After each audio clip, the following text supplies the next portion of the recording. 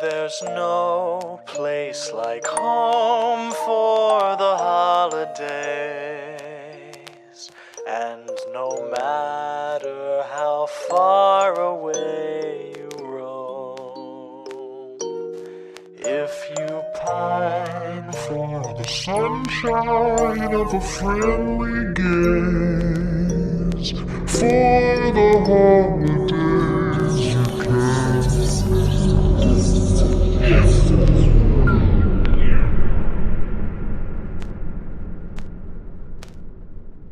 Welcome back to Horror for the Holidays, a Christmas horror movie podcast. I'm Jay Logston. And I'm Jeff Searcy. And we've got a special guest with us today. Yeah, my name is Jérôme Gagnon. I'm a graphic designer and a comic book letterer from Montreal. I'm here to talk about some holiday horrors and comic book I have created named Holiday Spirits. I'm a big fan. I'm glad we got you on the podcast, Jerome. I've been a Holiday Spirits backer since year one. It's one of my favorite things I look forward to every year. I'm so happy we got you on the show, man. Thank you for having me.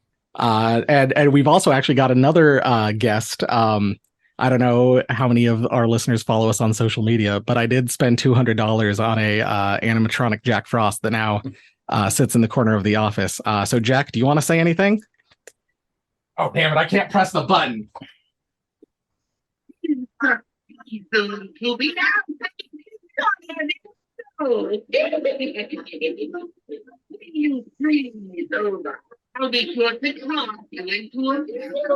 So that's real stupid. He says like 5 things. Not worth $200. Wow, that's awesome. My wife literally looked at me as I'm hauling the floor model because like there were like that was the only one the store got, and she's just shaking her head as I'm literally like pushing the floor model out on a flatbed like cart, and she's just like, "Did you get a discount for the floor model?" No. And she's like, "So what are you gonna do with it?" And I'm like, "Put it in my office." And I was like, but I paid the $30 extra for a 2-year warranty, so if something breaks, they are paying for it. So, well, I think that he looks great though. She puts up with a lot. She's a saint. But for this week's episode, Jerome chose Anna and the Apocalypse, the 2017/2018 release. Yeah, so let's get into it. We'll deck the halls, set the stage for the movie. Like I said, released September 22nd, 2017 in the UK, November 30th, 2018 in the US. Certainly that November 30th date. That's right in that sweet spot that Jeff and I always like to talk about. You know, it's a Christmas movie. It's got to come out in November or December. Directed by John McPhail, who also directed the adaptation of the creepypasta Dear David. That was the only thing I noticed on his thing. Written by Ryan McHenry and Alan McDonald. Ryan McHenry also wrote Zombie Musical, and that's essentially what this movie is an expansion of the idea of. Makes sense. Ella Hunt plays our titular Anna. Malcolm Cumming is her best friend John. Sarah Swire is Steph. She also plays young Mallory in one episode of The Boys. Nice. Chris Laveau plays Chris. Marley Sue plays Lisa. Ben Wiggins, who is Nick, was also in The Witcher, The Sandman, and Pennyworth. Jerome really picked a comic book heavy actor episode to be on. Yeah. Mac Benton plays Tony, Anna's dad. He's one of the 2 biggest names in the movie. I recognized him as Clive from the first episode of Christopher Eccleston's run on Doctor Who. Oh, okay. And then Paul Kay is the assistant headmaster, Arthur Savage. And I mean, he's in all sorts of stuff. Doctor Who, Game of Thrones, where he's Thoros of Myr, all sorts of other stuff too. He's the other big name. But this is my new favorite role for him. He's so good. I've never understood like the term chewing the scenery, like when they talk about actors like chewing the scenery in a movie, until I saw this, and I was like, oh, that's what they mean. Also a special shout out to the composers Roddy Hart and Tommy Riley. Like they deserve a shout out for this one. Definitely. Yeah, for real. And they're in the movie. A bunch of other like apparently they wanted like kind of no-name actors like to kind of lead this movie, and I mean, not a lot of these people got a ton of work. I am going through like the whole cast list. You know, it's like some people have like 3 credits to their name, some people have like 10. Like it's apparently they'd originally planned a giant opening musical number with like a drunk Santa dancing his way through Christmas decorations and things, but apparently the weather was too bad to film it, so they just ended up cutting it. and great to see. Taglines, zombies are coming to town. And oh, the weather outside is frightful ... Filmed in Scotland. So I'm gonna pause here so Jeff can make his displeasure known about a movie. No, I'm fine. As long as it's not filmed in England. I was honestly expecting like, oh, this is a person who is also in Mother Krampus, or Werewolf Santa or something. That would have been fun to see some people from Mother Krampus. I couldn't find a budget for the movie.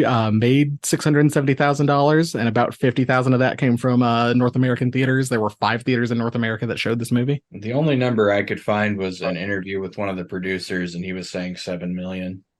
Oh wow! But I was like, that seems kind of high. But I mean, I guess I don't know. Yeah, I mean, probably like the effects and makeup and stuff. Like, but I mean, it's kind of a cult hit. Like, it's real popular online. I always see it mentioned on like every year Reddit like posts like, oh, what are good Christmas horror movies to watch? And this is always on the top of the list.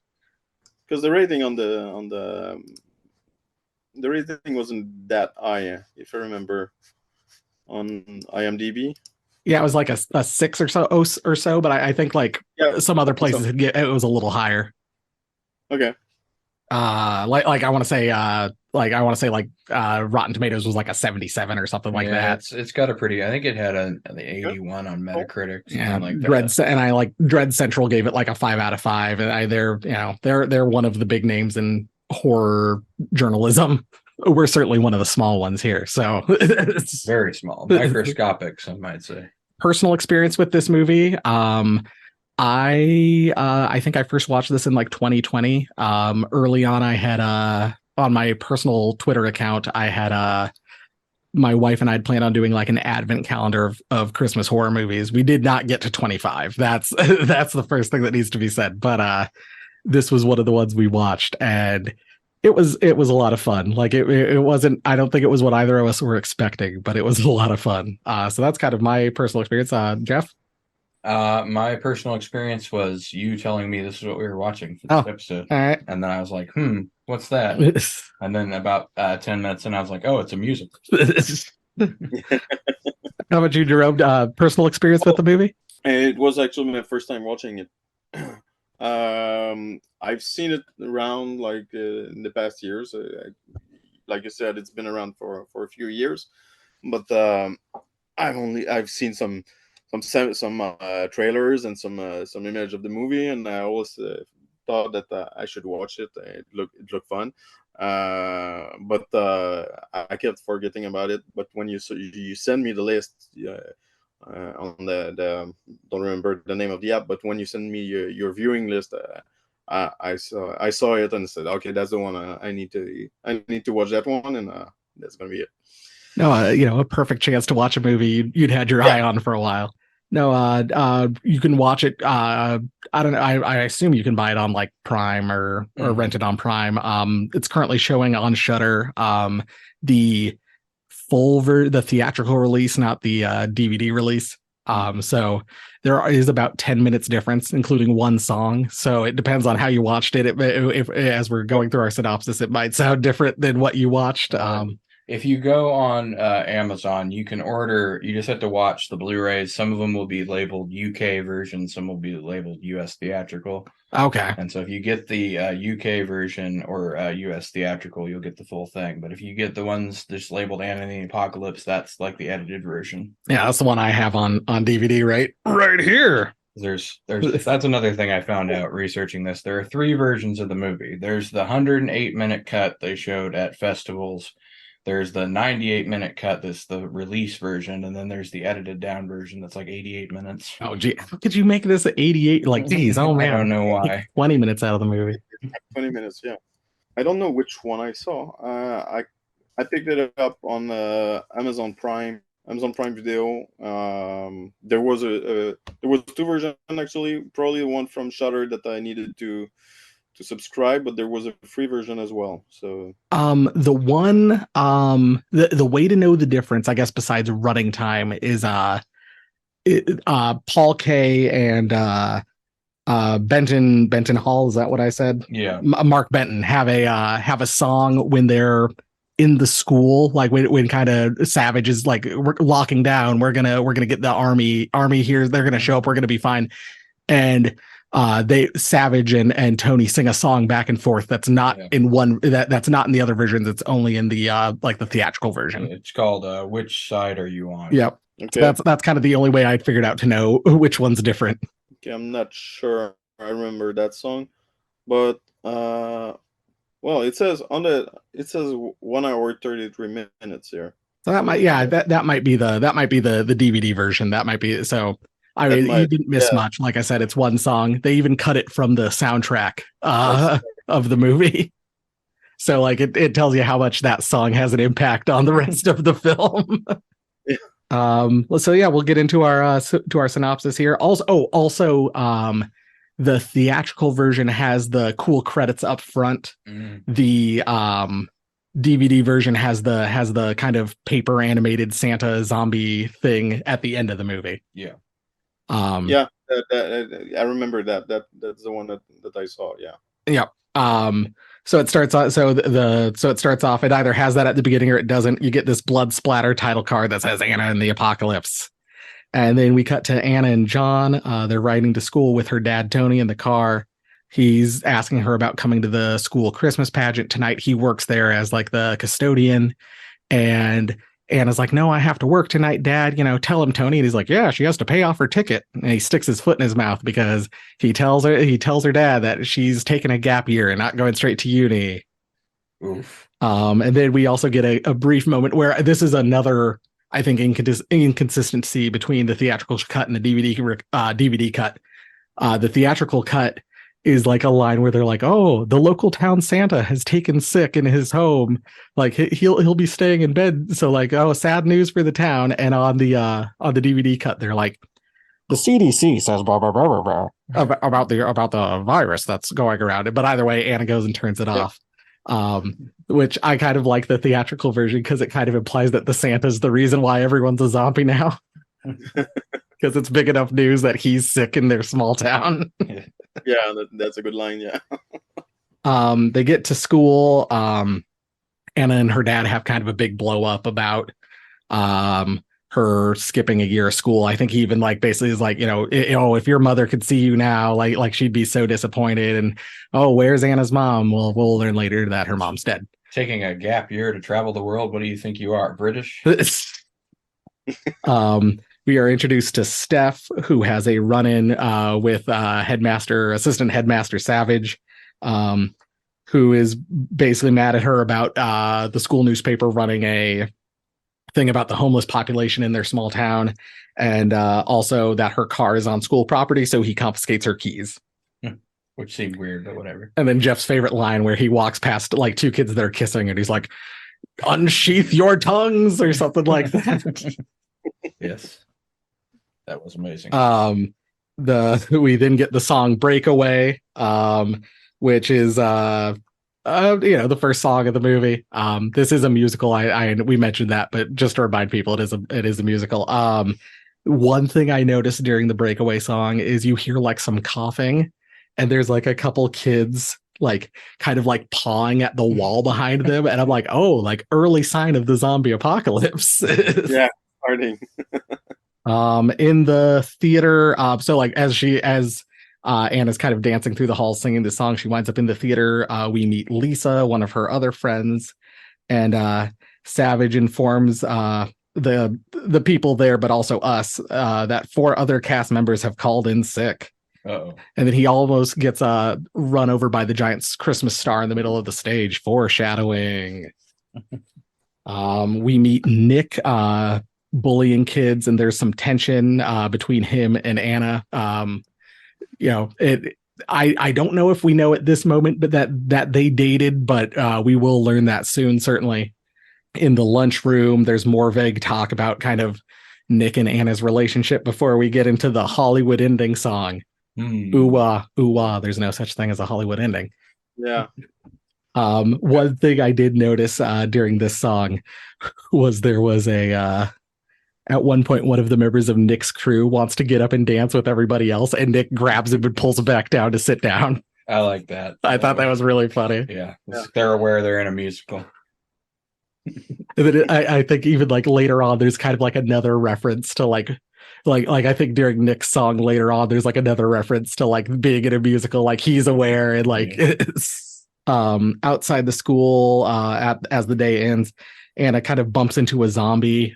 She's like, "Oh, sorry, bruv," and and like doesn't realize that there's just a zombie walking past her, like on the way towards the school. She doesn't. She barely looks at him, actually. Right. Yeah. He's got like blood dripping down his face and shit. Like, we're then at the Christmas is fast becoming my least favorite C word. Yeah. The bowling alley, Anna informs John that Christmas is fast becoming her least favorite C word. To which John is like, "Oh, what are you talking about? Look at my awesome sweater!" And it's this light up Christmas sweater with a Christmas tree on it. Christmas and she's like, "Legend." And then she's like, "You look like you're right. You look like a massive C word." There's like a bachelor party, a group of like bachelor party on I believe they call it a stag do over in England or over in the UK. They're out there in the bowling alley as they kind of get ushered out of the bowling alley. Anna's trying to like call them the name of Santa's reindeer, but they can't remember the names of all the reindeer. That will come back later. It's our first Harry Potter joke. Yeah, as Firebolt. No, wait, that's Harry Potter's broom. And then Anna's like, "Come on, I'm begging you, read any other book." And then John's like, "Oh, they're the most popular book series on the planet." Yeah, that was a fun bit about the reindeers and. But there was, I think, also there was like an Iron Man reference earlier on where Anna's like, Nick just shooting his lasers at me like Iron Man, and then actually, Jay, they're repulsors. And then Anna's like, "Well, he's certainly repulsive," or something like that. Then Miss Hinton, the cleaning lady, gets mad at Anna and John for a mess that is left on the floor of the bowling alley. So Anna goes to basically like hockey shoots one of the shoes into the bin, and then John's like, "We'll get a load of this," and he picks it up and just whacks Mrs. Hinton in the head with it and knocks her unconscious. On their way home, Anna and John make snow angels, and she kind of second guesses maybe going on her gap year and leaving her dad behind. While that has been going on, we're also cutting to the Christmas pageant at the school. Zombies are approaching. We do get a great song called The Fish Rap, where there's 2 kids dressed as penguins saying a bunch of puns about fish and penguins and shit. That one was awesome. One of my and then I loved later on that you see those 2 kids still in their penguin costumes, but they're full on zombies. Yeah. Lisa then sings It's That Time of Year, which is a Christmas song full of innuendo. There and like the current headmaster, like before Savage, because Savage is the assistant headmaster, is like sitting there just enjoying the hell out of it, like clapping his hands in the shadows, going lewd. That song was so inappropriate for a High School Musical. I mean, there's also a guy in the audience, and there's like a scene where like a mom covers her like child's eyes, and the child like pulls her hand down, but there's also a guy who's clearly hiding a boner. Like, you notice that when she finishes her song, all the people that stands up in the audience are just males. Yeah, no, that was great too. Yeah, and then the only person clapping is the headmaster. He's going crazy, and it's so good. And then as Savage is going down and trying to stop the song from being sung, there's pounding on like the emergency exit, and he's fighting with whoever's on the other side. They're just pounding on the door, and he's like, I'm telling you to stop. And then when he opens the door, there's no one there, but there's blood smeared all over like the door and stuff like that. Kind of a cool, as like the snow falls, and it almost looks kind of like ash. I thought it was a really kind of like neat like moment in the movie. Totally, yeah. The next morning, Anna and John are going to school separately. Anna's running late, completely misses that like her dad wasn't home the night before, and it feels very Beginning of Dawn of the Dead. yeah, beginning of the Zack Snyder Dawn of the Dead. Like with all the with the little girl and stuff like that. Like she's walking through her neighborhood, and there's just zombies like running around murdering people. The only difference being that, more like Shaun of the Dead, she's completely oblivious to all the other things that are going on. Yeah. But we see like zombies running into like people's houses, getting chased with like cricket bats, like little girls that are trying to get Anna's attention, like that are potentially like classmates because they're also in uniforms. They're like, Anna, and she can't hear them because she's singing Turning My Life Around. Yeah. And so she cannot hear like what they're doing. And like, so these little girls are like trying to fight off zombies with backpacks. It's a real fun scene. Yeah, I love the part where she's like, what a time to be alive. And they're like eating somebody's throat behind her. Where like she runs through the tunnel and just like three zombies like stand up and try to kind of give chase and don't. Yeah, that was a great scene. I don't know that that's my favorite song in the movie, but I think it's my favorite like moment in the movie. Like it's so much fun. Yeah. Well, that's really the moment when you see, okay, we're getting into it now. That's the moment. That's when you get a glimpse of it early on, but this is the moment where it's all stars. Very much. No, absolutely. And then they kind of like meet up, and then there's just this zombie snowman that like attacks John and Anna. Don't forget John falls on hit during his song. At one point, yeah, he like slips and falls. Music stops until he gets back up. No, that was a great moment. But yeah, they're like John's kind of a pacifist. I think that's kind of what we've learned, like kind of early on in this movie is like John, Anna's ex-boyfriend Nick is kind of like macho, like a tough guy, and John's more of like a pacifist, and like he kind of gets ridiculed for like not being athletic or strong or whatever. And one of the funniest things in the movie for me is this moment where the zombie's laying face down, and she's like, "Hold on, I'm a first aider." Let me flip you over. And then it's a zombie. And then like John's back. And he's like, mate, hold on. And Anna's like, stop calling him mate, first of all. I don't think it's working. And then she's able to like lure him towards her. And then she launches the zombie snowman's head like off with a seesaw, and it like lands on the ground. And Anna's kind of in denial that it's like the zombie apocalypse. Yeah. And John's like, it's clearly the zombie apocalypse. And the head's still over its mouth. He looks at her and said, do you think that's normal? And the head's still like trying to eat, or the head is hanging on the floor and trying to grasp a bite of something. Yeah. And then John says like, the famous last words, maybe it won't be so bad across town. And then we cut to like the town hall with the Christmas tree on fire out front. Yeah, I love that too. And then John just like reaches down, unpeels a banana, and like starts eating at it. Anna like gives him this look, and he's like, what? Potassium? and then John goes, well, at least our parents will know what to do. And then we cut to people panicking in the school, like hoarding supplies for themselves. Savage has basically made himself de facto leader, a la, I mean, every other zombie movie, but also like Lord of the Flies, stuff like that. It reminded me of the crazy religious lady in The Mist too. Oh yeah, takes over the grocery store.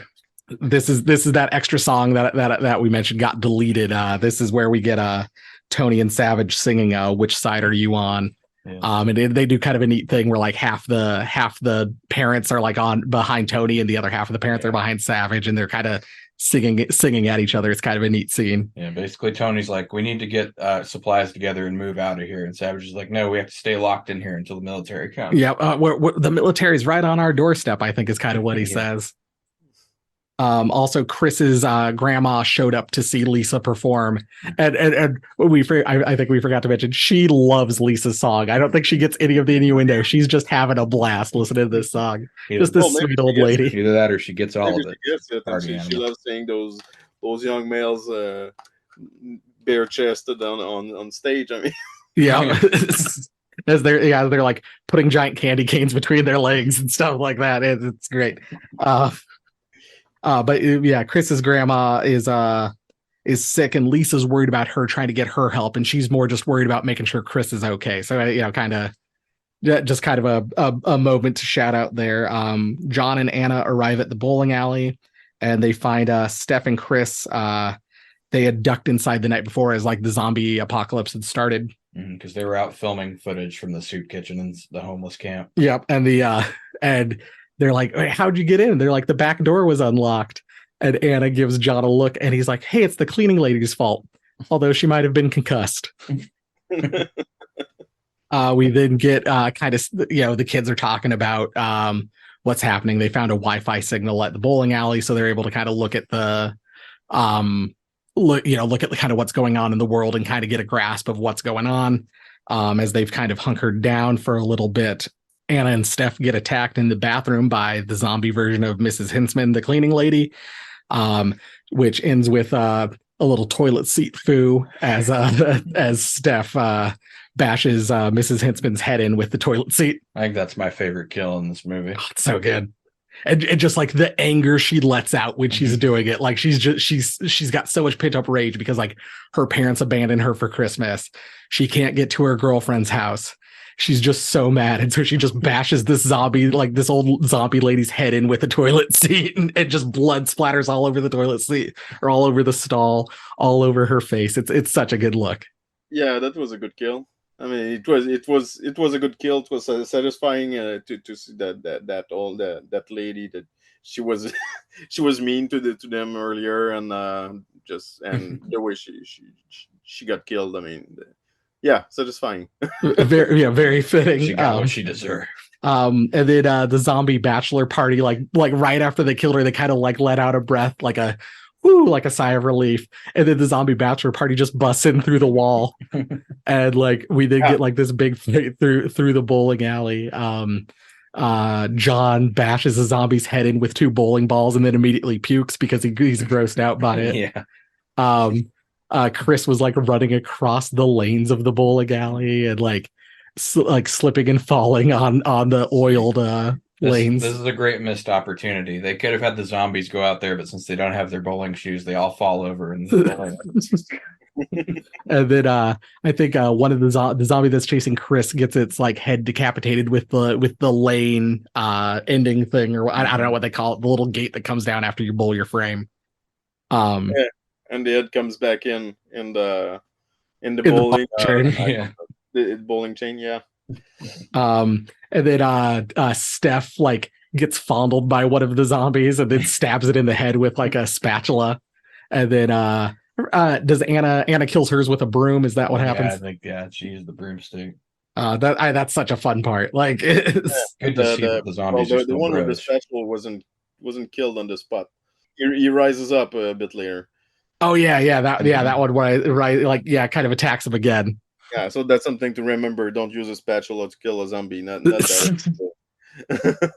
That might be the tagline for the episode. Don't use a spatula to kill a zombie. Yeah. We then get the song Human Voice as like kind of bombs are dropped on the town. And we kind of see both groups. We see our group in the bowling alley. They're singing this song, but then also Anna's dad and Lisa and Savage are also like watching this happen. It's been kind of a very dark, like very kind of touching song. I mean, I'm just gonna say it now. Human Voice is absolutely my favorite song in the whole movie. I know I said I was gonna save it for later, but I'm gonna say it now. Human Voice is so dang good. The next morning, the bowling group uses an inflatable pool to sneak out past the zombies. At one point, they they're then like, oh, and they stop and they kind of duck down. And John's like, oh, is it a horde? And then Chris is like counting them. And he's like, how many's in a horde? Which is a good question. I should have Googled how many is a horde. Well, I'm guessing it's probably not 6 standing around there. And then one of the zombies sits down on top of the thing and starts peeing where Steph is. And she's like, am I being peed on? And it's like, well, at least it's plastic. And she's like, it's warm plastic. And then one of the zombies kind of notices Anna like lifting up the side of the pool to see if they can escape, and starts making his way towards her. We see some blood splatter on top of the thing. The pool gets flipped over and Nick and all of his buddies are there. Basically kind of, oh, hey, we're here to save the day. The cavalry's arrived, blah, blah, blah. We get Nick's song Soldier of War. When it comes to killing zombies, he's the top of his class. While something, he's been kicking some ass. I think that's the main line of the song. Yeah. Actually, that one was my favorite. No, it's a fun. There's so many good ones. I mean, I'm not sure. Is the actor the singer? Yeah, I think he's singing. Yeah. Okay, so he has a great voice as well. No, he does. High pitch notes and Well, so his group of friends are a surprisingly effective zombie killing group too. Yeah, they're not. I don't even. Really Man, my Harry Potter knowledge is very limited, but they're not useless like Draco Malfoy's friends Boyle and Fart or whatever the fuck their names are. Crab and Goyle. Oh, there we go.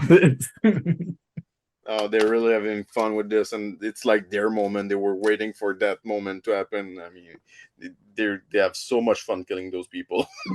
a real pent up teenager rage, and like a chance to like let loose and kill these zombies. It's great. Yeah, they're a lot like your uncle, who's always wishing for the Civil War, right? So he can use some of those guns he's been buying. Except that when it actually happens, he'd be useless. Things I do love in this scene though is like they're running around with like shopping carts just full of like junk as they're killing these zombies. Like one kid has like a bunch of knives through his hands like Wolverine's blades. There's like I think like one kid like bashes a zombie's head in with two watermelons, and as it like sprays up the blood in the watermelon, it looks like he came. Like it's such a wild like scene in this whole movie. Yeah, and it's actually the flesh of the watermelon that sprays out, but you kind of get the impression that's the flesh or the brains, but it's really like the texture of the watermelon. Yeah, that was a fun part, and I'm not sure if I saw it completely, probably, but I think they also have a cart full of toilet paper. Yeah. Just like the old COVID days, right? People just stocked toilet paper. It's the apocalypse. You need to have that toilet paper. But yeah, at some point I saw a card that said, "Was there toilet paper in that card? Like just full of it?" I'm not entirely sure, but I think I saw that. No, I think you're right. I do remember that. So it's first on the hoarding list for me. At the school, everyone's kind of losing faith in Savage's ability to lead. And like they're kind of like all deciding to leave, and then Savage like ominously says, "This is my school," as like there's like a musical sting. The kids are trying to get to the school and decide to take a shortcut through Rudolph's Christmas Tree Emporium. At one point, John's like, "Shouldn't we take a vote?" And then Nick's like, "Live or die. There's your vote." Like, and you know what we should do? Give the slow zombies an advantage by all packing ourselves into a tight space. Surrounded by Christmas trees that are so thick we can't see our way through, and it's dark inside the building. This is the scene where Anna picks up her iconic candy cane from like the cover of the movie. It's got a big stake in the bottom, so she can both bash zombies' heads in and stab them with it. Great Christmas weapon. Yep, they all kind of get chased all the way through the Christmas Tree Emporium. And fight their way through. Nick sees that like all three of his friends have been turned into zombies at one point. Chris like drops his phone and like goes back to get it because he's a big kind of like video recording guy, and so like all of his photos and all of his videos are on that phone. Sentimental for the memories on the phone. Yep, and he and Steph kind of have a big blow up about that. And at one point, like John goes missing, and so Nick's like, "Leave him," and Anna's like, "No, he's my best friend. I'm gonna go save him." Friend zoned again. Rough. John, then a callback. John remembers the name of all of Santa's reindeer. and it is so proud of himself. He kind of sticks out his hands to celebrate, and a zombie walking behind him just bites his hand, and instantly, and well, John's dead. He's a zombie now. Yeah. I hope it was worth it, Anna. Yeah, he kind of gets her to safety before he kind of gets mauled by this group of zombies. Yeah, And then we get this voiceover of reading The Night Before Christmas as Anna like wails on a bunch of zombies with her candy cane, and then right as it gets to like I heard him exclaim as he rode out of sight, "Happy Christmas to all and to all a good night," we see the zombie Santa kind of making its way through like behind them, which I just thought was kind of a neat touch. Yeah, I like it. And he got his hero moment, like he saved them all in a way. Mm-hmm. No, yeah, absolutely. Yeah, he basically allowed them enough time to escape and stuff like that. It a good, a good death for probably my favorite character in the movie. Yeah. They arrive at the school. Savage traps all of our kids, all of our remaining kids, in a room with zombies as he sings "Nothing's Gonna Stop Me Now," which, like I said, is the scene where he really chews the scenery. Like I finally understood what chewing the scenery meant as he's like dancing on top of like countertops and like on top of tables and shit, and like swinging off of things. It's such a good little song. He was already my favorite character, but this really cemented it for me. The kids are able to escape, and they kind of split up. Nick and Anna go to find her dad / chase down Savage, while Steph and Chris go to find her car keys that Savage had confiscated earlier in the movie. Chris and Steph find Lisa, but his grandma died from her heart problems. Nick and Anna kind of have a big fight where Nick's like, I didn't tell anybody that we had slept together, blah, blah, blah. And she's like, I don't care about that. I care about the fact that like you and I had shared all these like touching, heartfelt moments, and then you just dumped me. Like, that's why I don't like you, is like, blah, blah, blah. Like, you're so selfish. And then, he brings up something about John, and she's like, no, like, he's not, he was nice. He was my best friend. You've never done anything for anyone but yourself. And then that's when Nick reveals that no, his dad is not on the military base. His dad got bit and basically begged his son to kill him for it. Like, so he didn't get turned into a zombie. Also revealing a little bit about their relationship. He's like, he asked me to kill him. He's like, could you do something right just this once? Right. Wow. Yeah, that was hard. But you really get to understand the character there. I mean, you get where he's coming from, and well, he did the best he could with the father he had. So yeah, you really get to learn more about him in that short moment. Yeah, I love that moment there. No, it's like a real like touching, heartfelt kind of scene. I really enjoyed that part as well. Definitely makes him more sympathetic. And then like some zombies kind of burst into the room to kind of break up this touching moment. Nick is basically like, I'll take him, you go, and he kind of forces her out of the room. We cut to Steph, Chris, and Lisa. They fight a bunch of zombies in Savage's office, and and as Steph kind of creeps through, it turns out that they're all kind of distracted by the lights and the tinsel in the room. Steph is able to get into his office and finds like his big crate full of like contraband items that he's stolen from kids in school, and finds a personal massager, and that grosses her out. She kind of freaks out, and that alerts all the zombies to the fact that she's in the office. I found the headmaster's vibrator. Gross. And so she's kind of like, I fucking hate it here. Is getting ready to get attacked by zombies, getting ready to fight. She opens the door, and Chris and Lisa are standing behind a TV in the office, like playing like a video off of his phone. And, the zombies are now distracted by what's on the TV. So so Steph goes to escape, and Chris and Lisa start to escape, except for his phone then chooses that exact moment to die. And they both Chris and Lisa get attacked by zombies. And like, what is a really like heartfelt, touching moment, they both get bit, and like they basically go and share one last kiss as they start to turn into zombies. And I just thought that was a really like great, sweet moment of the movie.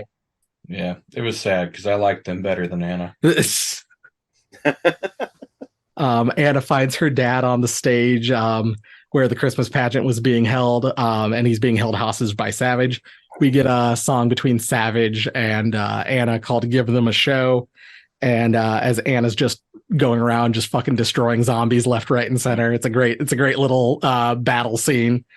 She's able to get up onto the stage, confronts, Freezer dad confronts, or, um, her dad gives her a hug, and then Savage is like, oh, group hug. And then Tony punches Savage in the gut. They start fighting, kind of have a confrontation. At one point, like, Savage kind of gets the upper hand and pushes Tony backwards. And if you listen closely, there's like a little squelch sound when that happens, because that's the moment where Tony gets bit, but we don't know it yet. Oh, I missed that. Yeah, I had to like watch it a couple times, and then I was like, because like the first time, like I was like, so when does it happen, right? And then like, so I rewound, and like I think it was like the third time like that I kind of rewound that little bit. I was like, oh, it happened like right there. It's right when he gets pushed up against the side of the stage. Another reason why Savage is my favorite character. He knows he's been beaten, so he tries the group hug tactic. Right. And so Tony's able to kind of fight him off, and Anna is able to release the star from the pageant that almost hit Savage earlier in the movie. This time it knocks him into the horde of zombies. At first, Savage thinks he's fine because the zombies have caught him, and he's like all celebrating, like, ha ha ha. Yeah. Yeah, he's crowd surfing on top of the zombies. And then he's like, oh no, as they start pulling him down and chewing on him. Anna goes to leave with her dad, and her dad basically tells her how proud he is of her, gives her a hug, and sends her off, as they tell each other Merry Christmas, because he reveals he's been bitten. Nick shows up at one point. He's like, and Tony's like, I'm proud of you, Anna. Not crazy about your boyfriend though. And then Anna's like, he's not my boyfriend. And then Tony's like, oh, that's a relief. Nick and Anna are outside of the school. We get the song. They're surrounded by a zombie horde, and we get this song called "I Will Believe" by Anna and Tony. As we kind of see what's happened to the whole cast, we see Chris and Lisa walking through like the room that they were in, and like they're both zombies, but they're still kind of holding hands. I thought that was kind of neat. And then we cut to John in the middle of the mall wearing his shirt. He's a zombie, but he's still hitting the button to light up the sweater. Christmas legend. Yeah. And then the zombie horde continues to approach as the song ends. Anna closes her eyes as snow starts to fall. And then we hear like a car noises as Steph appears in her car, and she goes, boom, saved your life. Turns out there is such a thing as a Hollywood ending. They drive off looking for safety. Steph goes, where to next, as a banner that says Merry Christmas like flies by the screen. And then we get one last jump scare. Zombie Santa appears on the screen and kind of lurches its way towards you. The end. Yeah, that was a good jump scare. But yeah, I know, Jerome, you and I mentioned our favorite songs. Jeff, what was your favorite song? I was kind of torn. I liked Breakaway quite a bit, but I think the Hollywood ending song is my favorite, just because of Nick refusing to let his guys dance in the dance number. It's such just a little funny moment, but no, that is so great. Like the first time I watched this, I wasn't crazy about a lot of the songs. But like at this point, like, no, I love these songs. All these songs are really, really good. Like it's really impressive how much fun and like catchy these songs are. They're like big budget musical level songs. I was kind of surprised. I figured they probably wouldn't be that good given it was like a lower budget production. But no, I liked them. Yeah. I think that the Hollywood ending song, I think maybe it didn't cut up with me as much, because I think there's the Hollywood ending concept is kind of overused a little bit. So that one was okay, good. Yeah, we get it, and we know it's not gonna happen in that movie. So that's why I preferred I really love the fish wrap. Yeah, no, that was a blast. I almost picked that one. That was fun. That was fun. But no, I really enjoyed the Soldier at War. I think that I can't remember the name of the actor. Oh, geez, I have it. Hold on. Ben Wiggins. Yep. Yeah. Yeah, I think he has an amazing voice. I was very surprised by that, and great performance from him. Yeah. No, they kind of got a guy that kind of looks like a douche, and like he's got the so you're like, oh, I'm not gonna like this guy, and then he just has this amazing singing voice, and you're like, that's real impressive. Yeah, really absolutely. You don't expect that coming from him. He really pulls. I mean, he pulls them out of the fire by saving them, And then also he gets more humanized later on when you find out more about him. He's a pretty good character. Good character development. No, I agree. Let's get into our minutia. We'll kind of go through our different little categories here. Do you want to start with Christmas Carol favorite quotes? Hold on, let me pull up my list. I will pull up mine as well. Oh, I clicked on the wrong thing. The early on, when those two people are kissing in the hallway, and Savage confronts Steph about her keys, he then goes, "Withdraw your tongues" to the two teens that are kissing. That was also my top quote. Withdraw your tongue. I'm not sure. I haven't noted any quotes actually. Well, I loved when they were guessing which celebrities were zombies, and it's Chris. Yeah, Chris said, yeah, Justin Bieber's a zombie. Right. Yeah, definitely. No, like, and he's like, oh, Robert Downey Jr., he's a zombie, and he's like, no, he's a bazillionaire. He's surrounded by electric fences and supermodels, and then Chris is like, I don't know, one infected fitness trainer, and yeah. I got an exchange between Anna and Nick. Anna's like, "You're such a child," and Nick's like, "A sexy child." Wait, no, and she's like, "Goodbye, Nick." When Anna arrives at the theater, and Lisa says something along the lines of like, "What do you think in regards to like the whole setup for the Christmas pageant?" Anna goes, "It's like Narnia threw up all over Oz." Wow. Nick and Steph, when they're outside the Christmas Emporium, Nick's like, "We go through here, we might make it to the school before sundown. Plus, it'll be fun." And then Steph's like, "Yeah, certain death, so much fun."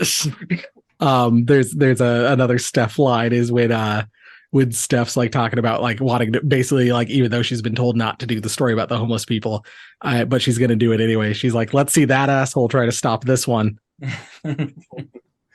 Well, I mean, Steph was one of my favorite characters in that movie as well, because, well, she has all sorts of liners like that, and just that scene in the car with the car at the end, boom, save your life.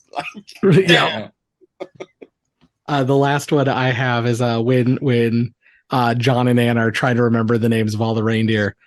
He's like, "Well, there's Olive," and then he's singing, "All of the other reindeer used to laugh and call him names," and then John goes, "Olive was a dick." My last one was her talk. When they were trying to name the reindeer the first time, and John's like, "Firebolt." Oh no, wait, that's Harry Potter's broom. And Anna's like, "Oh no, we can't hang out anymore. You're too sad. You've hit like peak sad." Oh man. Moving on. What category do you want to do next, Jeff? Let's talk about the Christmassy factor. All right.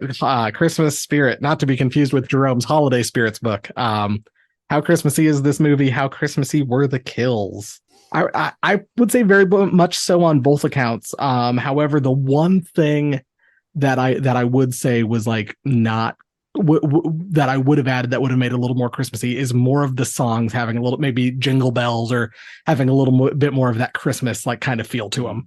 That's the one thing that I was like, oh, that was lacking a little bit. It's in a couple of the songs, but it's not in all of the songs. Yeah, and there was a small bit, like you said earlier, with the reindeer song, but and when it came up, I was like, yeah, that's fun, that's a good one, but they could have added a few more like that for sure. I think during Savage's song, like there's like some jingle bells in the background of that one, and I'm like more of that, please. Like just a little, it doesn't have to be a full-on Christmas song, just a little bit more of that crunchiness that kind of symbolizes a Christmas song. Yeah, I mean, I liked all the Christmas decorations. They did good in that aspect, but yeah, I think the music could have been a little bit more Christmas themed, and it would have been better. Kills, I mean, it's zombie stuff, but like shout out Zombie Santa, zombie penguins, zombie snowman. Yeah, zombie snowman, and the candy cane was a good weapon. Yeah, no, that adds to that Christmassy factor so much. I think they could add one or two more without being too on the nose. Not sure what they could have picked actually. Maybe kill a zombie with a Christmas tree or something. With Yeah. I was not sure hoping what. in the Christmas Emporium they might do like a skate kill or maybe a Yeah, sled kill. yeah, No, yeah, that was like Santa's sleigh like runs over a zombie's head or something. I thought that would have been Yeah. kind of neat. Yeah. yeah. But overall, I think they did a decent job. No, this is certainly a more Christmassy movie. I mean, I think the last Christmas movie we did was Night of the Comet, and that one was pretty much like not Christmassy at all, except for a handful of scenes. So Well, I mean, yeah, it's not as bad as like say your Christmas Twister, something like that. I think that the musical aspect adds to the fact that to the Christmassy element, because I mean it's very Christmassy to have a musical movie. To me, I think Yeah. that's the kind of movie that you enjoy in winter nights, and yeah, I think that alone adds up to the Christmas factor. Yeah. Yeah, definitely. All those childhood like Rudolph, Frosty, all musicals. Hmm. Let's move on. Let's do Christmas sweater. Favorite sector decorations, favorite effects, favorite costuming choices, stuff like that. Jerome, do you have anything you want to shout out? Um, well, a shout out to I think the music, the school musical, the school performance with, Mhm. what's her name, the girl that she sang the song. Lisa. Yeah, Lisa's song with all the sexy elves. I mean, that was Yeah. fun. Lisa's impromptu burlesque show. I was going through like making my notes. There was That someone was listed as like Santa Boy, and I'm like, what the fuck is a Santa Boy? And then I rewatched the movie. I'm like, oh, those are the Santa Boys, the hunky guys wearing that was like no shirts and Santa hats. Those are the Santa Boys. that was totally coming from out of nowhere. I mean, but yeah. Other than that, well, decorations. I mean, there was like you said earlier, they had a problem with there wasn't enough snow. I think outside that would have added a more touch to Mhm. Mhm. more element of the of Christmas. But and the thing with the Christmas Emporium, because it was very dark. Maybe they could have some Christmas lights a little Yeah. bit more in there, because it's supposed to be a Christmas shop, but we don't see very much because it's so dark. It's closed, and No, that's a good shout. I think that would have been really cool, like Christmas lights hanging from the ceiling or something like that, yeah, illuminating the store. some animatronics that starts at various moments just to add some scares. Um, yeah, but in the school there was pretty much it was well decorated. Uh, no, I think they did a great job overall. John's sweater. I loved John's light up Christmas sweater. I thought that was great. I loved the like the blood spatter, the zombie effects, like Mhm. everything with that. All the zombies looked really good, like looked really zombified. Like Mhm. Anna's candy cane weapon is a really cool, kind of really iconic Christmas weapon. Like that might replace axe as my favorite Christmas weapon. Um and then personal note, I think out of the whole crew, I think Steph just has the best look with like her kind of short cropped blonde hair. Um, like I think she kind of wears kind of her uniform for most of the things. So like by the end of it, like her shirt's all covered, like her white shirt's all covered in blood, and like kind of her blazer, like it just has such a neat look. I really like Steph's whole kind of look. Yeah, Yeah, savage. I loved his look. He looks, I mean, you could just tell he's evil the second he comes on camera before he even says anything. His suit and his glasses, the way he's got his hair cut, you can just tell. It's like, oh, well, there's the bad guy. And I mean, straight out of comic books. I mean, he looks as he gets more and more deranged, like his hair kind of goes wild. Kind of reminded me of that. I don't know. I mean, I don't know what the cover is, but the Joker where like it's all the ha ha ha's in the background, and he's running his two hands through his hair. Yeah. Like kind of made me think of that, like as his hair gets more unruly and stuff. yeah, and that character reminded me of I can't remember. I was looking for it earlier, but he reminded me of a principal in one of these '80s movies. But I can't remember which one. But that was like, that's this guy. I mean, his performance was probably inspired by that actor, but I just can remind me in which movie it is. It kind of gave me a little bit of Ferris Bueller. The I think it's the principal that's trying to track down Ferris. Yeah, I think that's it. I think that's the one. Yeah. It reminded me a little bit of the Dean from Animal House too. Oh yeah.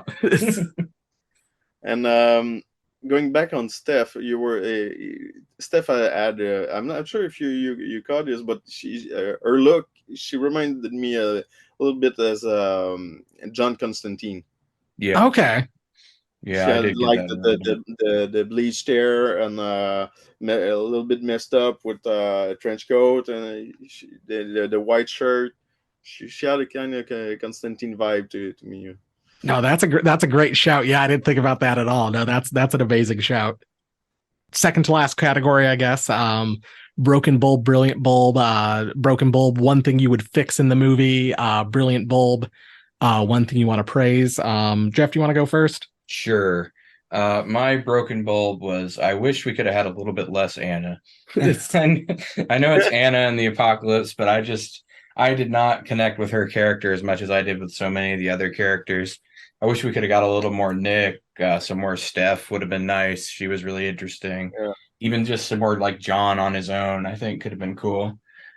But yeah, I just a little too much Anna in my Anna in the apocalypse. Yeah. But yeah, and brilliant bulb, one thing you want to praise? I mean, obviously the assistant and then self-appointed headmaster's performance. I just thought he was insane. He pulled it off brilliantly. I mean, he started off as like the asshole that you love to hate, like bad school principal, and then he just devolves into like an unhinged madman, like you're talking about, like Joker level, feeding kids to the zombies. No, those are excellent. Jerome, do you have one thing you want to fix and then one thing you want to praise for the movie? Well, I think that the thing that I would have fixed, I think it takes a little bit too long to get into the zombie apocalypse thing, because that part is great, but the context before that, it takes a bit of time. I mean, they could have shortened that part a little bit, and without losing any of the story. So yeah, I think they could have chopped like 10 minutes in that in the beginning. But overall, I did enjoy it. What brilliant thing.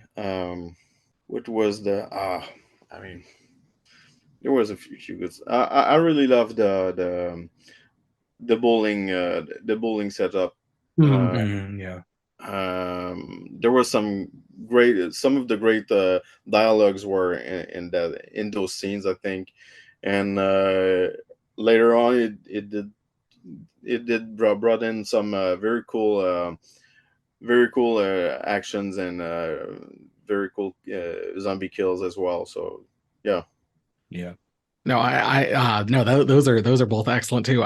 My broken bulb, the thing I would fix is kind of the issue that we talked about at the beginning, the theatrical cut versus the DVD cut. Like, that extra 10 minutes, like, you don't need it, but the fact that, like, there was confusion between the two of us. There was confusion with me when I was like, looking at my DVD copy and I'm like, why does it say it's 90 minutes, and I'm looking at the on Shudder and I'm like, and it's an hour, or it's 100 minutes. Like, what what's the difference here? There's one kind of fun song that gets cut out. Like, I think it's just kind of silly to remove 10 minutes of the movie, like, on the DVD cut. Just put it all out. It's worth it. It's a and it avoids confusion later on. We talked about that on our third Saturday in October episode, that supposedly we watched the movies out of order.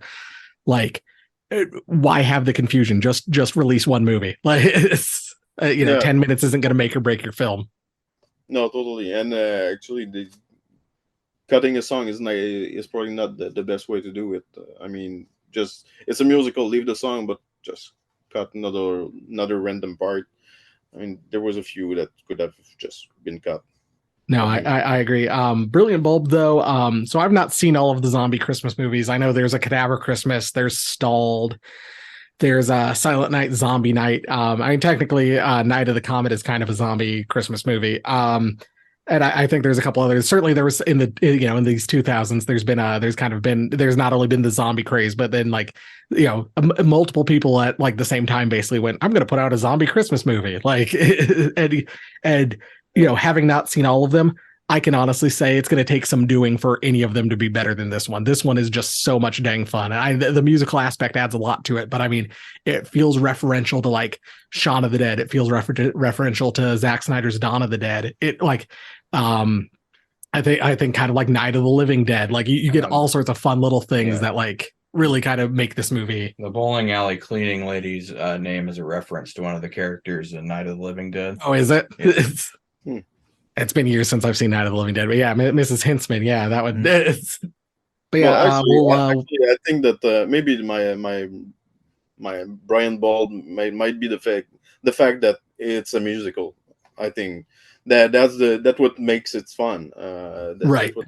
That movie fun. Otherwise, it would be just a really standard zombie movie.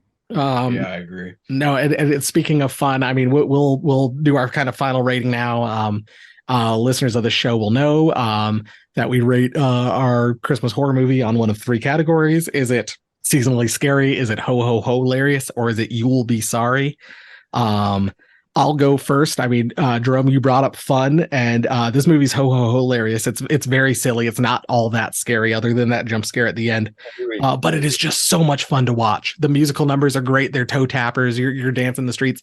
Like the fight scenes are great. Like there's so many great. It feels. What's the name of that mall zombie game that came out for Xbox? Dead Rising. It feel like a lot of the fighting, like a lot of the stuff feels very like Dead Rising, with the kind of having to improvise like weapons instead of just having access to guns and shit. Like it's so good. Like I had so much fun watching this movie the first time, had fun watching it with Jeff the second time, had fun watching it the third time to take notes. This movie is fun. Yeah, I agree that was the rating I was going for as well, because it's not that scary. I mean, you're not gonna, if you like if you're into gore and very dark shit, that's not gonna do it for you. That's for sure. That's fun. That's hilarious. That's a silly movie. But yeah, it's a fun movie. Yeah, I went with ho ho ho hilarious too. I love the way that they melded the zombie movie together with the musical aspect. I love the fact that it didn't go the Shaun of the Dead route where they turned the zombies into a joke, basically. The zombies still feel like they're a threat, even though there is a comedic tone to all the action. Mm-hmm. I thought they did a really good job on the effects, especially the zombie makeup. I thought was really good, considering they probably didn't have a lot of budget to spend on that. And I didn't find myself getting bored at all throughout the movie. Even rewatching it, I ended up watching it 3 times. I watched it once by myself, once with my wife, and then once again to take notes. And it held my attention. I do agree with what Jerome said earlier, though, that if they hadn't put the musical aspect in, it would have been like just your standard zombie movie. I don't think it would go anywhere. No, absolutely. No, I think that's an excellent call, and it just makes it stand out. Like where like I said, I listed 3 movies, and I think I could name them, but there's a part of me that would like, I might have trouble actually naming the other 3 zombie Christmas movies. Let's round out our naughty list. It's where we take the villains of the movie and rank them against other villains that we've had on other Christmas movies. Currently our reigning champion is the nuclear apocalypse from I'm Dreaming of a White Doomsday, and our is our worst character still what's his name from Barricade? Yeah. Terrence Shade. Terrence Shade from Barricade. So I mean, I was just gonna put it out there. Zombie apocalypse, probably not as bad as the nuclear apocalypse that wiped out most of humanity from I'm Dreaming of a White Doomsday. I was probably gonna put it somewhere between The Children and Black Friday. Yeah. That's where I was going to settle it, because we don't know if it affected more than just like England and Scotland, or did it break off into other continents? Yeah, especially like they don't really have. I think it's kind of implied that it was happening elsewhere, which certainly makes it better than The Children. But also the fact that a bunch of children, a bunch of teenagers can survive a zombie apocalypse, where in but it's certainly more widespread than the alien invasion from Black Friday. So I don't know. It's well, they lucked out. They got slow zombies. It would have been fast zombies. They would have all been dead. True. The last time there were zombies on those islands, they were all fast zombies, and it was 28 days later. Yeah. Do you have any thoughts? They do mention they ask themselves at some point if Paris survived, but I don't think they got the answer. Did they? I don't think they did. No, yeah, they're just kind of trying to guess based off of, I think, what they're seeing online and what they're seeing on social media. I think they just assume. They said something like, "Well, it's Paris. It must have." Yeah. It's not exactly that quote, but it was something in that vein. I think they say like the French are fighters or something like that, which is yeah. Yes. But no, like, do we know how it started? No, I don't think it's ever mentioned. I think we're just kind of, just suddenly it just kind of happens. Yeah, they're just talking about flu-like symptoms on the radio. That's really the only hint you get. Yep. Yeah, but you don't know. So there's really no way to know if the rest of the planet just got it. So beside assuming and so no, okay. I wasn't sure if I missed that part or if I think they just left it vague on purpose. Yeah, I think so. Yeah, I think I'd put it just below Black Friday. I think that's kind of my thought. I mean, it's better than the children. I mean, those are all a bunch of small children attacking their parents, where Black Friday was giant aliens that are destroying big box stores. But I think I would put it just below Black Friday, just above the children. I think that's our rating. So it would definitely go higher if we knew the extent of the outbreak, I think. So let's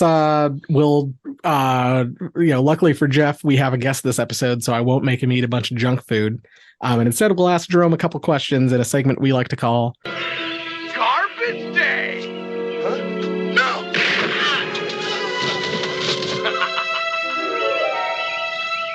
So Jérôme, I don't know how many questions Jeff has. Certainly my first one for you is how did you and Travis kind of decide to do Holiday Spirits? Like, what was kind of your inspiration? Like, what made you go like Christmas horror anthology? That's the direction we should go in. Well, we there's an anthology that we're doing with Orange Cone that is called Cthulhu Invades. Well, that's the name of the series, Cthulhu Invades. And I was putting the final touch to the book, the first one, which was Cthulhu Invades Oz.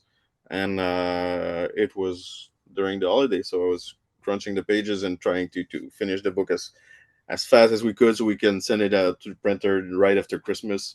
And that working on that, the idea of the anthology came to my head, and I'm not sure if I think the name of the book came before the idea of creating the anthology.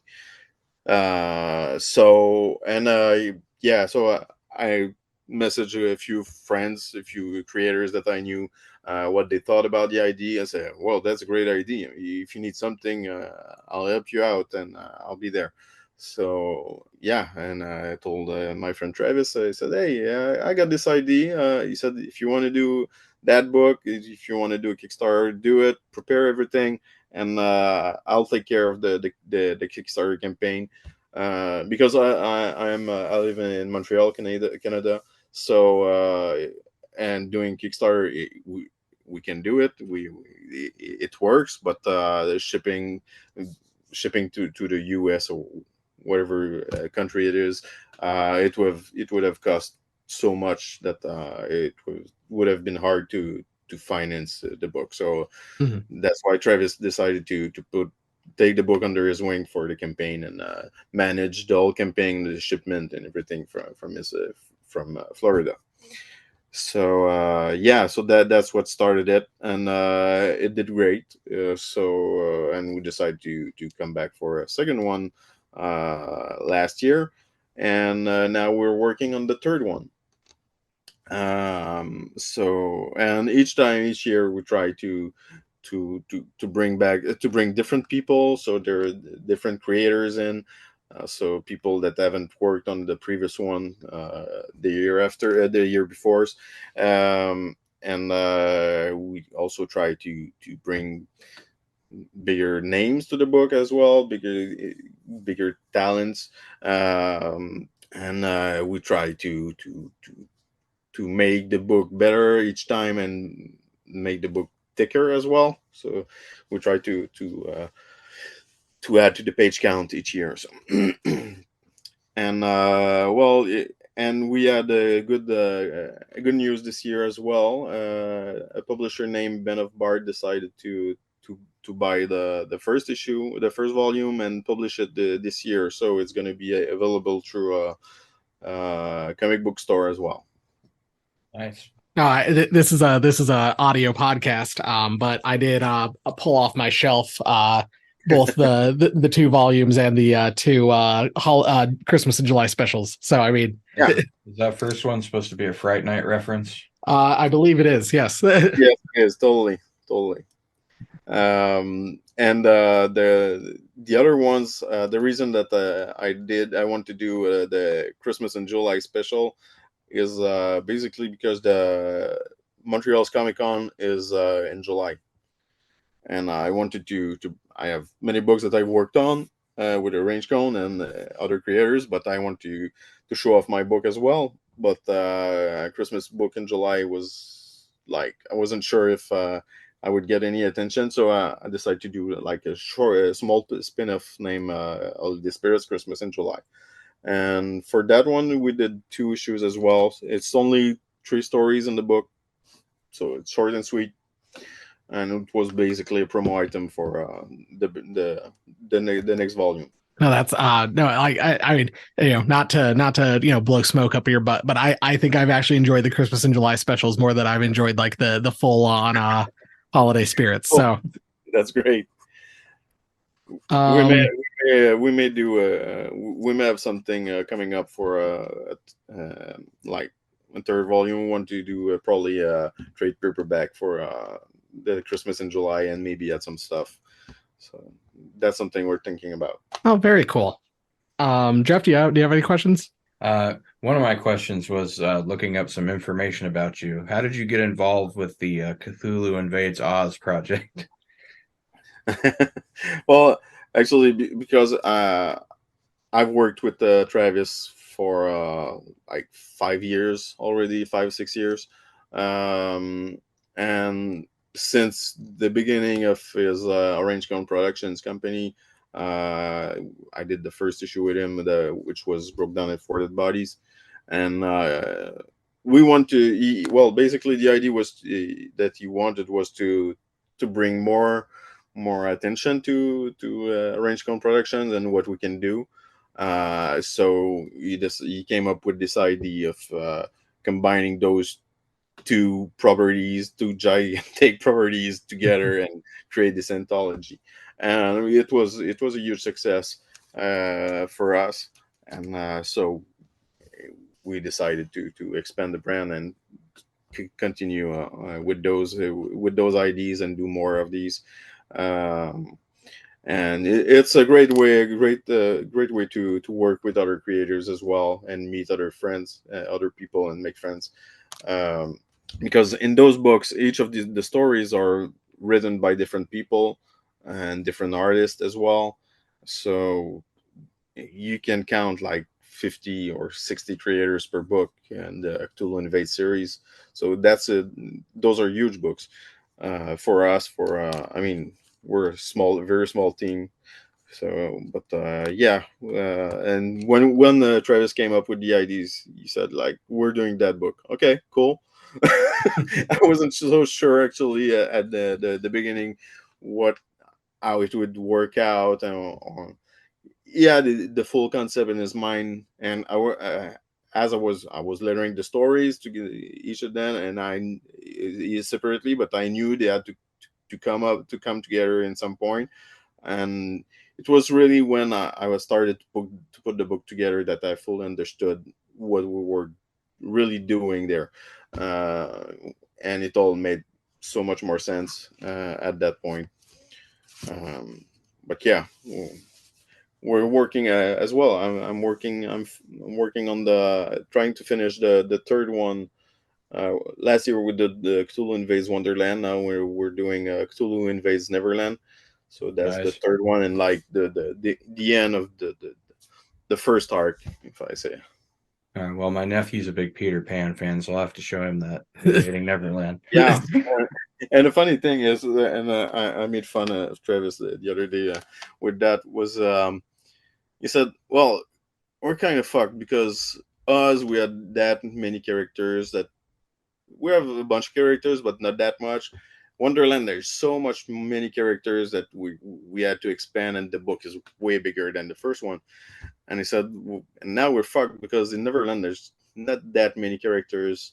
I mean, you cannot separate the Lost Boys. You cannot. So I'm not sure if we're not gonna be as big as Wonderland." It turns out that the book is gonna be way bigger than Wonderland. It was like, yeah, that's the smaller one, right?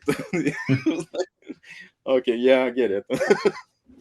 But we kept adding stories and stories and stories to the book, and I received the last story like last week, and the campaign was in July. So, but I think so far only, and just to give you an idea, because we have in the books you saw there's prose and chapter breaks and all that stuff, but only comic book pages we have over 200 pages now. Wow. So the book might end up like 230 to 40 pages probably. So that's gonna be a thick book. Kind of going back to holiday spirits, but more kind of a question about you. Favorite Christmas horror movie? Favorite Christmas horror movie. Oh, I think I have to go with Silent Night, Deadly Night. Okay. Yeah, Yeah. that's one of my favorites. Yeah, well, it's a classic. There's a few others, but yeah, I'm not too big. Weirdly, I'm not too big of a fan of Krampus. I mean, he's huge and people love him, but yeah, I think those movies are basically like monster movie. I think there's more to it than Silent Night, Deadly Night. Than yeah, I think I'm more of a slasher movie guy than monster movies.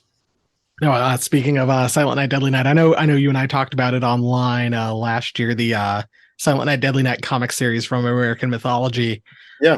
I don't know if you've added to your pre-order list or your pull list. They are doing another one that is about the guy who killed Billy's parents. I think they're doing a one shot coming out next month. Okay, I have to check that out. I just kind of stumbled across it, and I was gonna message you, and then I was like, and it just slipped my mind until literally right this moment, and I was like, oh, this is the perfect time to bring it up. He's right here. Yeah. Okay, yeah, I need to check it out definitely. Yeah. We'll see if Werewolf Santa can change your mind about Christmas monster movies. Sure. Send me the link. It's not out yet. I think Jeff and I were looking at it like last week or 2 weeks ago. It does look like it's going to be a Netflix exclusive, like starting here in a couple weeks. Yeah. Okay. And it's about Santa getting bit by a werewolf, so we'll see what happens. Nice. Okay. Yeah. That's good. Okay, we'll see. Well, can't wait to see that one. Do you have any other questions, Jeff? I think I'm all tapped out. No, that was all I had. All right. Well, Jerome, do you want to tell everyone when to look for the Kickstarter for Holiday Spirits 3 and where they can order the other volumes? The Kickstarter campaign is, I don't have the exact date right now because we have to launch. We have to do a short campaign for another one of our books called the Granite State Punk. Okay. So we're launching Granite State Punk, I think tonight or tomorrow. I'm not sure. And next off, it's so probably it's gonna be like end of November and December. But we've submitted the page for pre-approval to Kickstarter yet. So. But chances are, as soon as Grand State Punk ended, we launch all the spirits.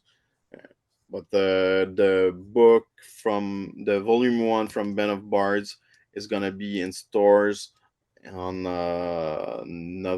December 20th, like just the week before Christmas. Okay. Cool. And I know I think the pre-orders are over now, but I'm pretty sure if you want to order a copy through your local comic book store, they can do so by contacting Ben of Bars directly, and they can manage to send them copies or whatever.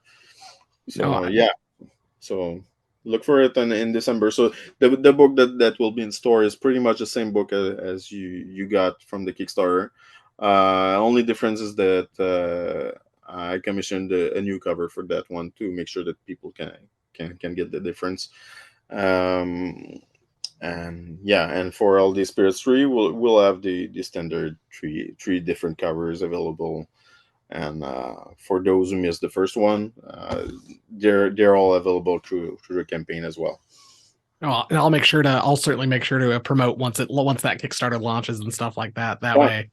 And we'll have last year I didn't add time to create a small trailer for promoting the campaign, but a friend of mine did one for the volume 3. So, and I think that we had one for volume 1, and I think it helped us a lot with the campaign.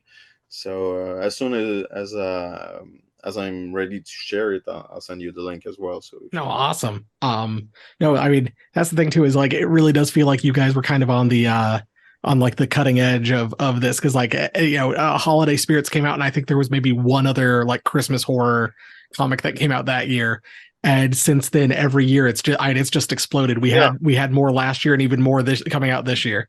Yeah, and actually, there's I saw yesterday that Creepshow is doing a Christmas special, a comic book Christmas special, Mm-hmm. And it's kind of fun because it kind was the inspiration behind the anthology as well. You should sue Shudder and get your cut. Yeah, well, I'm not sure I'm gonna win that one, but yeah, the idea of having in the we changed the like the gatekeeper for Marley, Mm-hmm. the prisoner that's on death row in the first volume, and we're kind of doing for those who followed, we kind of doing his story but backwards. So in the second volume, it was his trial. So in the first volume, we see Marley on death row, and he's visited by the three spirits, and on the second volume, he's on a trial, and I think. And the third one, I think we're going earlier in his life as well. Oh, very cool. So, yeah. Jérôme, where can people find you on social media and stuff like that? Well, they can find me basically on Xitter. Twitter. I don't know what's it called anyway. We still call it Twitter here. Yeah. So yeah, on Twitter, I'm jboy495. They can find me also on Instagram. It's Jérôme Letters Comics, and yeah, that's about it. That's pretty much the place. I have a Facebook account, obviously, but I don't share many of the comic stuff there. So yeah, all my comic book stuff is basically on Twitter and Instagram. Oh, awesome. And if people want to follow us, certainly, like I said, we'll retweet and repost when the stuff launches. But we are on Twitter, TikTok, Instagram, Blue Sky, Threads. Jérôme, if you need a Blue Sky invite, let me know. I'll hook you up. I keep forgetting, but I'm on Blue Sky as well. It's the same handle as my Twitter handle. It's jboy495 as well. Yeah, where all those places were at Horror, the number 4 holidays, the Q app, Horror 4 holidays, same thing. We sent it to Jérôme. He picked the movie to watch. Other times we just spin the wheel and do what it says, because it stops Jeff and me fighting over watching Secret Santa or Secret Santa, aka Chris Massacre. Yes, we're beholden to Q on this podcast. Stop it. We are on YouTube. That's where we seem to get a lot of our traffic. YouTube.com/horror for the holidays. And yeah, if you give us a Kickstarter link, you can send it to Jay, and I'll put it in the description of the YouTube episode. Cool. Thank you. Yeah, and we're give us a thumbs up, give us a subscribe, ring that bell, leave us a comment. Talk with Jeff's mom on that one comment that she left a couple weeks back. bring up all the horrible things I've said about Canada in past episodes. Comment section of this one. Let Jerome know what Jeff really thinks of him. And also, strangely, my favorite Christmas horror movie, Black Christmas. I mean, talking bad about Canada, look at that. I mean, that movie's great. But also follow us on your podcatcher of choice. We're, iTunes, Downcast, Spotify, all those good things. Subscribe there, leave us a review, tell a friend. That's I think the most important thing. Word of mouth. Telling someone you trust, telling someone you like, hey, I think you'd like this podcast. I think that's the best way to further this podcast and further our reach, and just kind of allow us to keep talking about these dumb, stupid movies that are actually a lot of fun a lot of the time. I don't know why I keep calling them dumb and stupid. They're usually all pretty good. But other than that, Jerome, thank you so much for coming on. It was a blast talking with you, man. Thank you for having me. I mean, yeah, it was a lot of fun. Yeah, and if you need an excuse to check out another weird Christmas horror movie, go ahead and come back on. Yeah, we'd love to have you back on, do it again. Sure. But yeah, we'll see everybody again in 2 weeks. Maybe in 1 week we might be working on a Thanksgiving thing. But we'll see. But certainly in 2 weeks we'll be back with a Christmas horror movie, and we'll talk to you then. Thanks for listening. Goodbye. Bye. Bye.